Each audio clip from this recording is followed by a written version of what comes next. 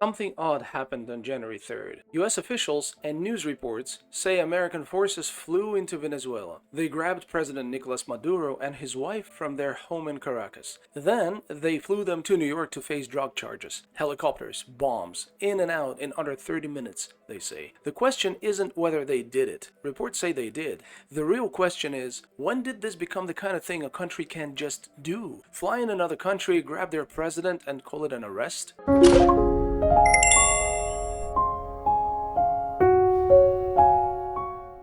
Say America First commentators will come in and will say, About time we stopped asking permission to take out the bad guys. This is what strength looks like. sure, let's look at that. A lot of people feel weird about this whole thing, not because they love Maduro or hate him. They feel weird because what just happened doesn't fit normal rules. It looks like war, it had bombs and special forces, but US officials keep calling it making an arrest. Like they're serving a parking ticket with attack helicopters. What it looks like and what they call it doesn't match, and that gap creates tension. A skeptic will come in and say, yeah, right, they call it a law work, come on, this is just invasion with a better PR. Fair point. But here's the thing, that PR matters. Because if you can make an invasion look like paperwork, you've changed something big about how power works. Nothing spikes fear faster than confusion. When the news says military strike but the government says legal work, your brain can't match them up. When you hear 32 Cubans killed but everyone stays calm and legal about it, something doesn't line up. Reports say they bombed buildings, broke into the president's residence, put a blindfold on internationally recognized head of sovereign state before flying him out on a ship. Nobody calls it regime change though. They call it making an arrest. Then the nothing new guy will of course chime in. Please, Rome did this all the time. Athens did before them. It's Empire 101. Why are we acting shocked? Because Rome didn't have to pretend they were serving papers. That's why. They just showed up and took whatever they wanted. The fact that we need the legal show now, that's the interesting part. When your brain can't figure out if something is war or law or both or neither, stress fills in the blanks. That's not crazy. That's just how humans work when the labels stop fitting. Here's what seems to be happening based on reports. Military force is loud, it's easy to see, it grabs attention, but history shows that people use it when they've already tried everything else. When talking doesn't work, when money pressure doesn't work, when trade blocks don't work, that's when the helicopters arrive. Reports describe months of buildup, blocks on trade, naval ships in the water, grabbed oil ships, a 50 billion bounty on Maduro's head. They tried everything short of going in, and when none of it worked, they went in. America First voice will come in again. Good, we gave him every chance. He chose wrong. Actions must have results. Except here is where it gets interesting. Officials say this wasn't regime change. It was following up on a 2020 federal charge for drug trafficking. See the difference? If it is regime change, it breaks every rule in the global playbook. But if it's just following up on a court filing, it's just paperwork in that case. With bombs, yeah, but still. That shift from political invasion to legal work is where the real move happened. Not in the bombs, in how they describe it afterwards. But watch what happens next. In the days after the operation, social media fills with stories. Facebook, Instagram, Twitter, lots of posts about how terrible Maduro was, how he destroyed Venezuela. Suddenly, people claiming to be Venezuelan appear speaking perfect English, telling stories about eating from trash cans, about economic collapse, about suffering under his rule. America First voice, of course, will jump back in. See, this proves it was the right thing to do. The people are finally free to speak. Hold on, let's look at the pattern here. The operation happens first, then the justification campaign begins. Not before, after. The timing matters. And here is the uncomfortable question. If conditions were really that terrible for all those years, where were those voices before? Why now? Why the sudden flood of testimonials right after the operation needs public support? This isn't to say Venezuela economy wasn't struggling. Of course it was. This isn't to say people weren't suffering. Of course, many were. But the timing and volume of the information wave arriving perfectly synchronized with the need to justify what just happened, that's what makes it worth examining.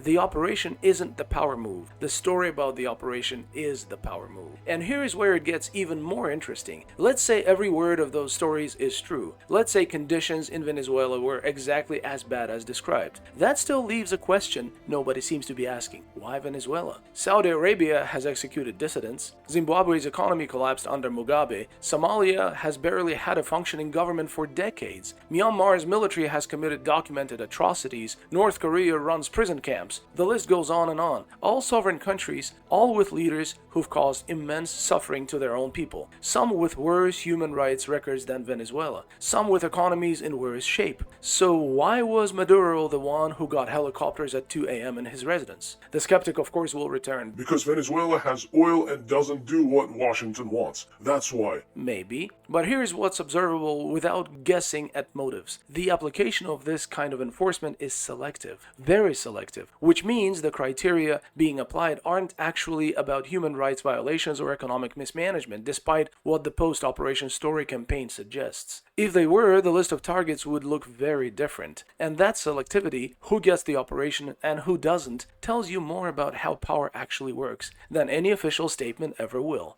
This isn't happening alone. You are seeing similar patterns pop up in different places. Actions that used to need everyone's okay now just happen. Then people explain them afterwards with legal words that sound official and proper. Statements get sharper, actions get more direct. Not because things are falling apart, but because positions are shifting. When groups feel secure, they talk quiet and take their time. When they feel pushed, they talk blunt and move faster. A smart mouth guy will say, So what you're saying is strong countries do whatever they want and make up reasons later? Breaking news there, Chief. no, what I'm saying is the reasons are changing. And the fact that they still need reasons that they can just invade openly tells you something about how power works now. History shows this kind of shift doesn't mean quick war. It means people are redrawing the lines. The rules are shifting, and the question isn't whether they're changing. Clearly they are. The question is whether the new rules get written through talking or through examples. If the reports are right, Venezuela just became an example. This doesn't mean everything's fallen apart. It doesn't mean war is coming tomorrow. It doesn't mean the end times. Once you see the structure, the panic drops. What looks like chaos might be just the machine running in the open instead of being closed doors. Power doing its thing without the usual cover. The gears were always there. You're just seeing them now. The Doom guy will chime in. But this sets a terrible precedence.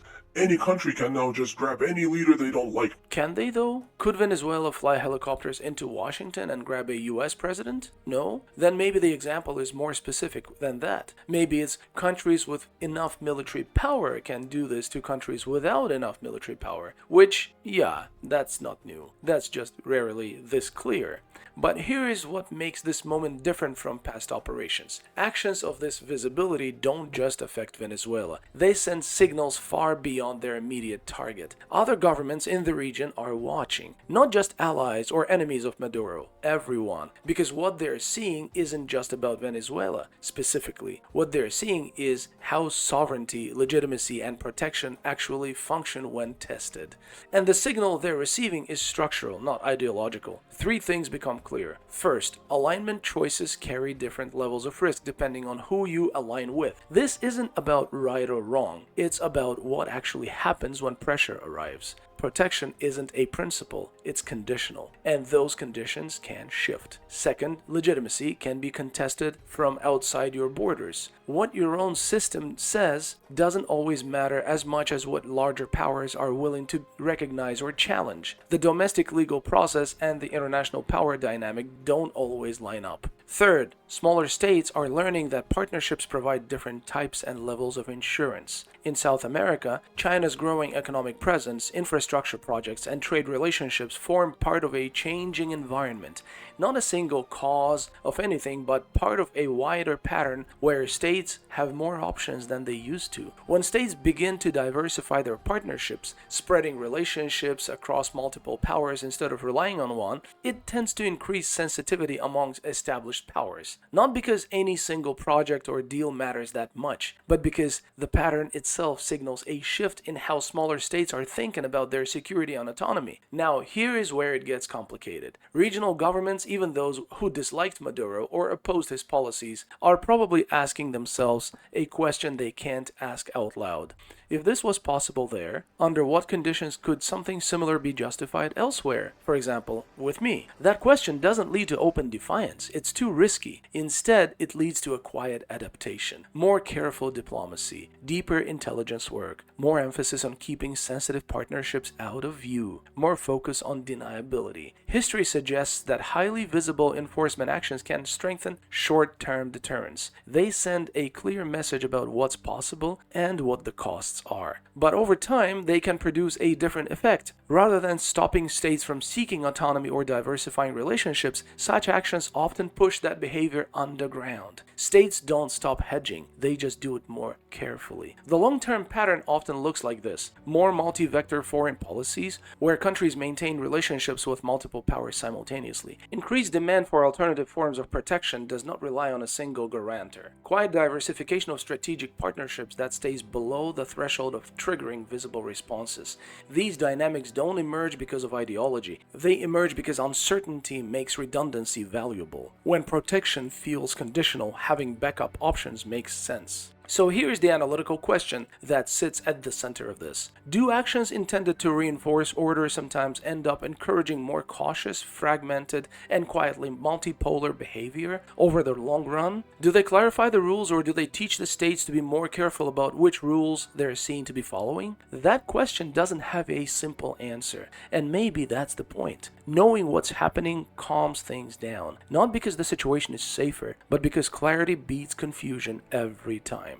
If reports are right, grabbing Maduro wasn't some wild snap choice. It was the end of a month-long process, done with care, backed with all paperwork. New in recent times? Sure. But random? No. Planned out. Once you see the plan, the fear goes away. What comes next probably won't be big bombs. It'll be quiet, normal making. More actions that sound huge but resolve quiet. More legal words wrapped around global power moves. More official statements about being fair and following rules, while force does the actual work behind the scenes. Of course, the skeptic will return with comments. So they're just going to keep doing this and we're supposed to accept it? No. Understand it? Maybe yes. Those aren't the same things. Watch the gap between what they say and what they do. When those line up, you're seeing the real plan. When they don't, you're watching theater while something else happens backstage. And if these reports are right, that gap just got wider. A lot wider. Because if you can grab a president and call it normal law work, then the ceiling on what's normal just moved up several floors. Not just through debate, through showing. Other countries are watching. They're doing math. They're adjusting based on what just became possible, and that adjustment, quiet, slow, structural, will shape what happens next way more than any headline. This moment tests how you see things more than it changes what's real. What reportedly happened in Venezuela matters less because it flipped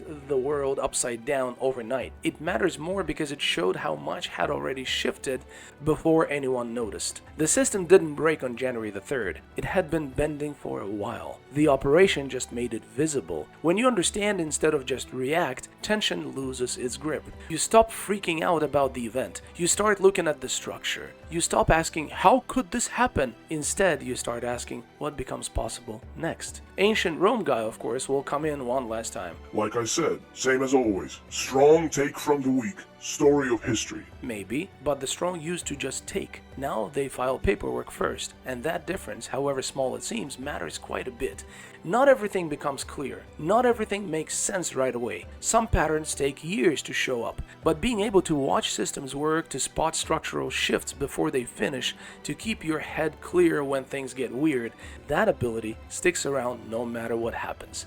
Headlines describe events. Analysis traces where things are heading. And where things are heading matters more than just any single moment. Subscribe to be always aware of my newest podcast releases. Eagle's View, where power meets perspective. Think for yourself, rise above the noise, and bye for now.